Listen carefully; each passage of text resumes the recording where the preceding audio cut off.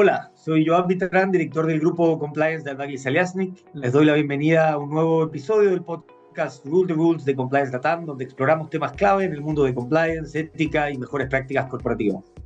Hoy día nos acompaña Gabriela Gutiérrez. Puedo decir, Gabriela tiene una de las carreras más notables en ética y compliance de la región, con pasos por diversas industrias y hoy día con un cargo importantísimo como Chief Compliance Officer Global de Beyond.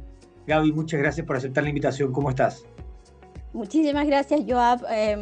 Me intimida esa presentación, pero me siento honradísima de estar acá conversando contigo hoy día sobre estos temas que yo sé que tanto a ti como a mí nos apasionan, que es el liderazgo ético y la implementación de programas de ética y cumplimiento en nuestra querida región. Así es, tal cual. Estamos muy alineados y vamos a empezar a descubrir por qué. Cuéntanos primero un poco de ti, de cómo empiezas a involucrarte en compliance.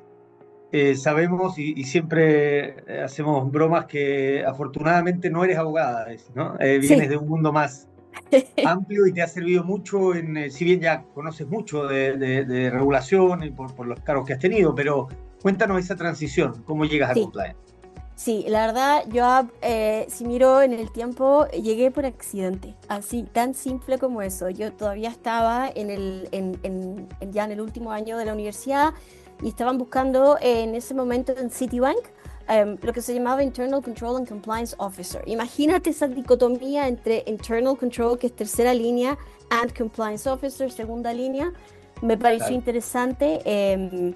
Dado que me había tocado, había tenido la fortuna de vivir afuera y hablaba inglés, me llaman para el cargo y llegué en ese momento a una función que me costaba primero entender qué es lo que tenía que hacer, y de a poco, por supuesto, lo fui entendiendo, pero además dándole a entender a la gente que en ese momento estaba cercana a mí qué es lo que yo hacía.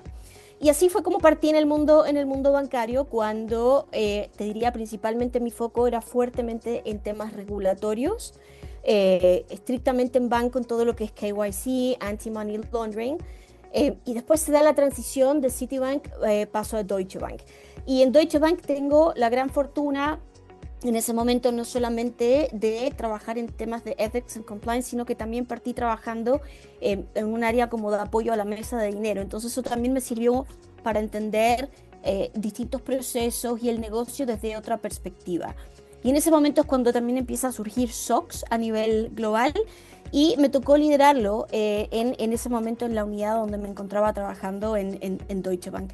Y así fue como volví un poco a temas de ethics and compliance, saliendo estrictamente de la mesa, donde estaba un poco más trabajando en temas de control financiero, y volví a trabajar en temas ya de control interno con este otro barniz que tenía. Y después tomé un rol ya más gerencial en Deutsche Bank. También regional en temas de compliance, anti-money laundering y otros temas adicionales. Y llegó un momento en donde dije que yo quería también hacer algo distinto, salir, porque me tocó estar muchísimos años en Deutsche Bank y Deutsche Bank lo guardo absolutamente en el corazón como uno de esos grandes lugares en donde uno trabaja y se me presentó la oportunidad fantástica de participar en la apertura de China Construction Bank, el primer banco chino que llegaba a Chile. Y eso fue genial porque me tocó partir en Deutsche Bank en una etapa similar, pero muy junior en mi carrera, y 14 años después en China Construction Bank me toca liderar desde la perspectiva de Ethics and Compliance ese proceso. Y fue bonito porque ahí aprendí, por supuesto, me di cuenta de todo lo que había aprendido. Y en ese momento, después de un tiempo, dije, tengo que probar Ethics and Compliance en algo que no sea bancario, y me fui a trabajar a BHP. Y para mí ese fue uno de los momentos que yo siempre digo es un momento ajá de mi carrera, porque necesitamos entender qué es lo que yo podía contribuir tanto dentro de la organización como fuera de ella en mi labor como compliance practitioner. Y BHP venía en ese momento, estaba saliendo de un proceso de un enforcement action, esta es información pública con el DOJ, y me toca reforzar la función en Minerals Americas, que era en ese momento. Y para mí fue un gran descubrimiento esta otra arista de la función de Ethics and Compliance en una organización no regulada. Y así fue como me adentré en el mundo de Anti-Bribery and Corruption. Fast forward, dijimos como familia vamos a vivir una experiencia en el extranjero, me había tocado yo a vivir de pequeña afuera, dije, ¿por qué no lo hacemos? Y aquí estoy en este momento viviendo en Países Bajos, en donde transicioné a una empresa tecnológica muy grande, Just Eat Takeaway, una plataforma, un food online platform, una de las más grandes del mundo. Y actualmente me encuentro en Vion, que es una empresa telco y digital operator.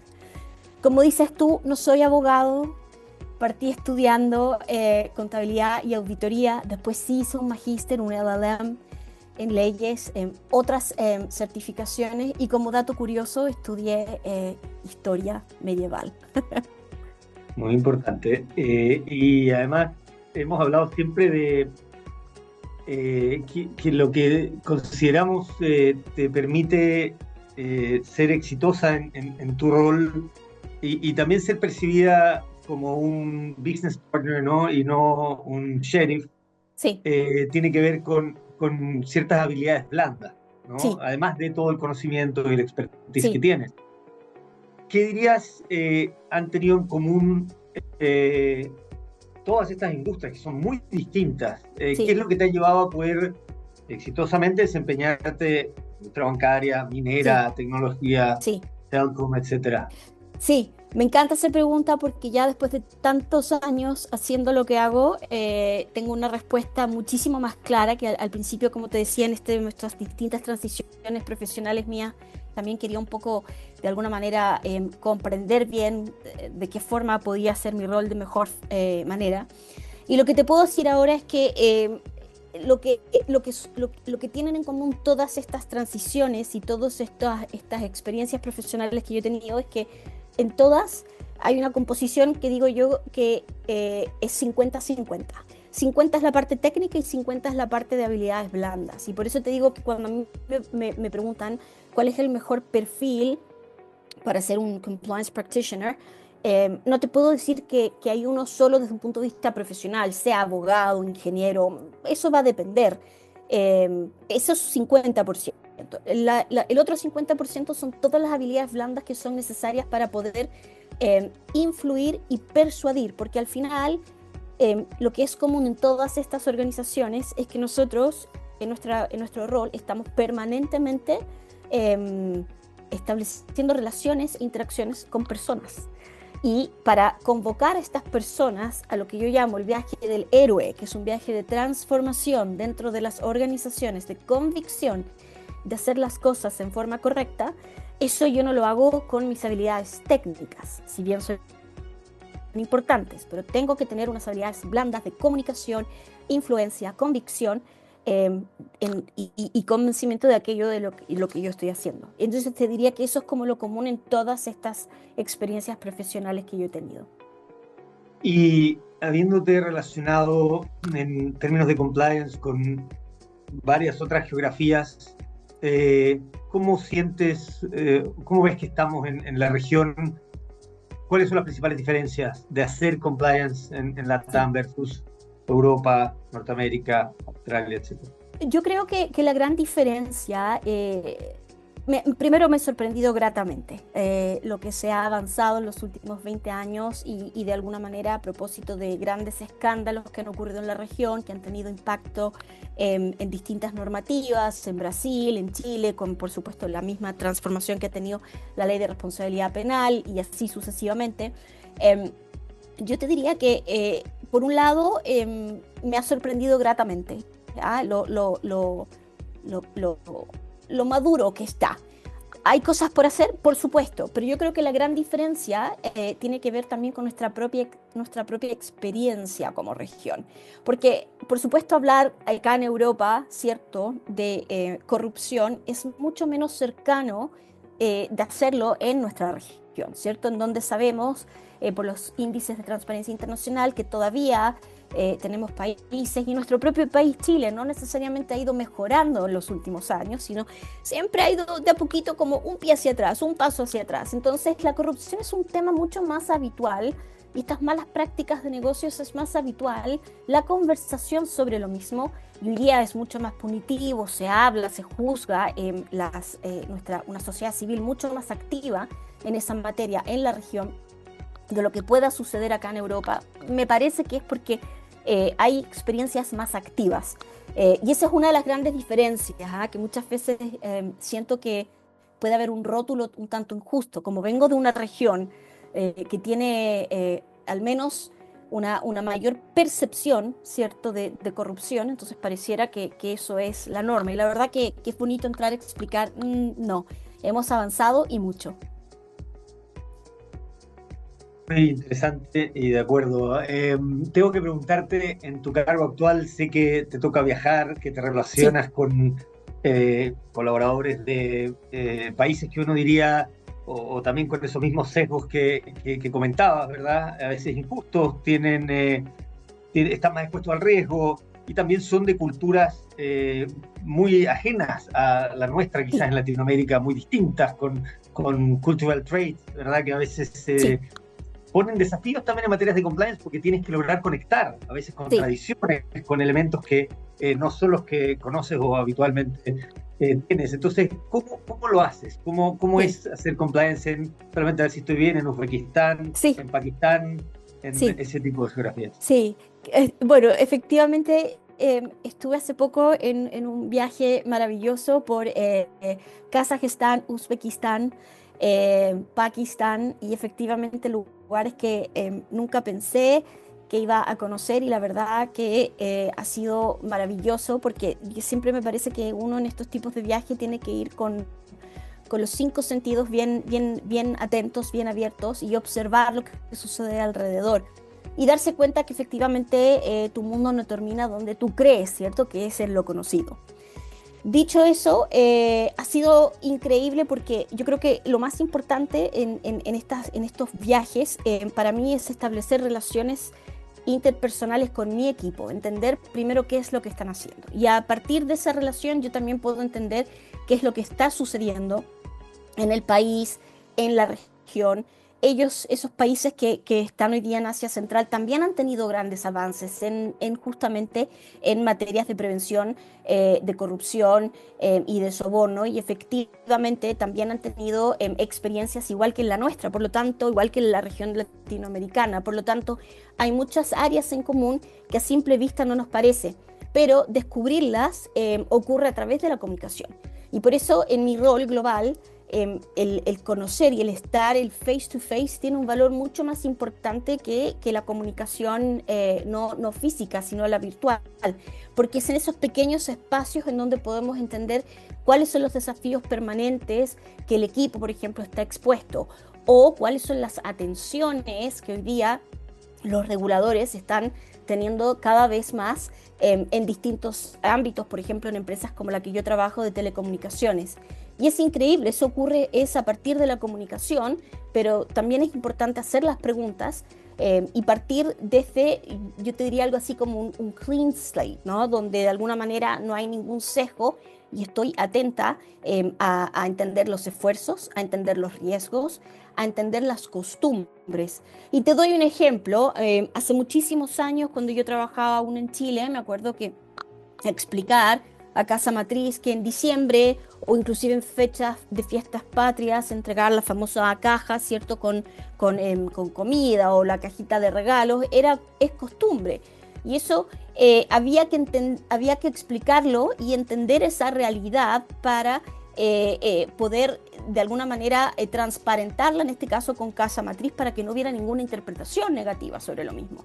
Y fíjate que estas regiones en Asia Central no son distintas, son mucho más parecidas y me pareció también, al menos una reflexión personal, mucho más cercana de lo que pudieran parecer algunas comunidades o sociedades, por ejemplo, nórdicas. Entonces, yo creo que lo interesante ahí es, a partir de la conversación, a partir de la comunicación, entender qué es lo que están haciendo tus equipos, entender el negocio. Eso es sumamente importante y eso necesariamente, Joab, tiene que darse a través de conversaciones. Sin duda. Y gracias. Oye, Gabriela, ¿cómo ves el tema ESG? Sabemos que en Estados Unidos se está hablando ya de un cierto backlash, ¿no? Sí, Sabemos lo que piensa el presidente electo del sí, tema. En sí, algunos estados sí. prohíben determinados bonos o regulaciones. ¿Cómo ves? ¿Cómo se plantea el futuro para ESG? Bueno, esto lo hemos conversado tú y yo tanto, ¿cierto? En el sentido de cómo ha adquirido una mala fama, ¿cierto?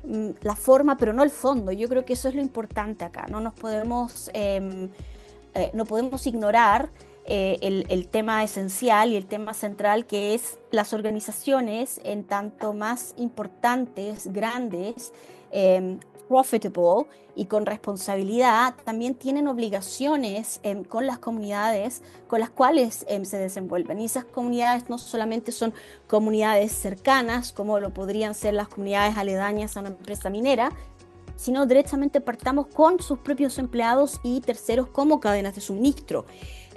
Por lo tanto, si bien la forma hoy día efectivamente ha tenido un backlash importante y me parece que en algunos casos también se ha politizado y tal como lo conversamos yo en algún momento en Estados Unidos, inclusive hoy día el CEO de BlackRock también en algún momento dijo, no voy a utilizar más ese término porque es un término que terminó siendo dañino.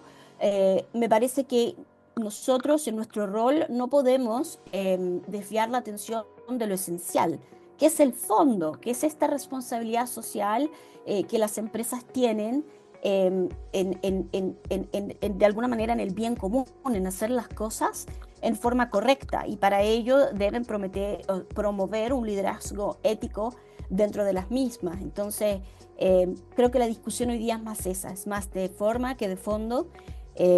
Me parece sí que se va a ir transformando. Lo he visto acá en Europa con las distintas regulaciones que se pide a nivel de la Comunidad Económica Europea, con la legislación CSRD. Yo creo que la discusión va a continuar y la forma es la que cambiará, pero no el fondo. Perfecto. Están haciendo señas que tenemos que ir cerrando, pero Sí, quiero hacer una pregunta antes. Tú tienes, Gabriela, un aspecto de mentora, ¿no? Donde sí, contribuyes generosamente con tu liderazgo y tu experiencia para nuevas generaciones. sí, Entonces la pregunta es, ¿qué le dirías tú a Gabriela Gutiérrez, quizás en sí, ese último año de universidad, sí, pensando en tomar esta oferta de Citibank? sí. ¿Qué te dirías a ti misma en ese entonces respecto de lo que has aprendido hasta ahora? Le diría algo así como, digamos que si yo tuviera una bolita de cristal, le diría, ¿sabes? En 20 años más, ser compliance practitioner es lo más cercano a ser un rockstar o un compliance influencer, ¿ah?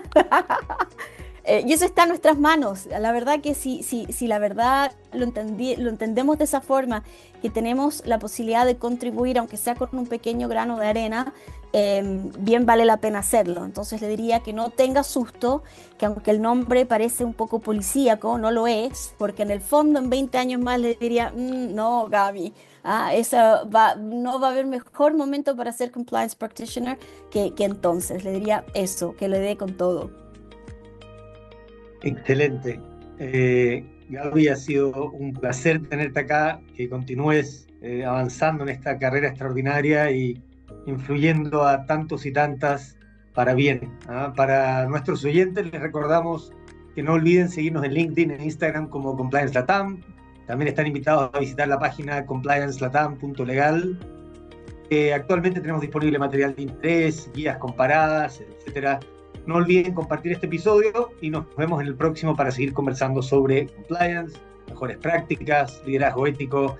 Hasta la próxima. Muchas gracias, Gaby. Gracias, Joab. Realmente un gusto, como siempre, hablar contigo.